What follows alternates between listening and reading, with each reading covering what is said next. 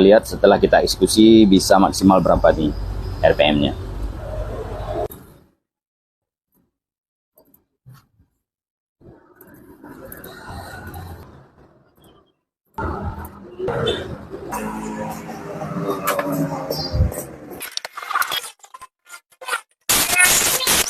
Oke, finish. Oke, kita cek di laptop dulu berapa maksimal RPM-nya.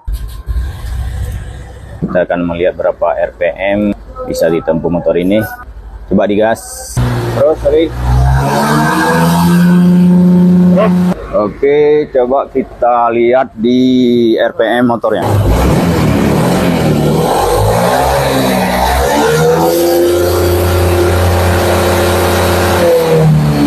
Oke, sudah selesai.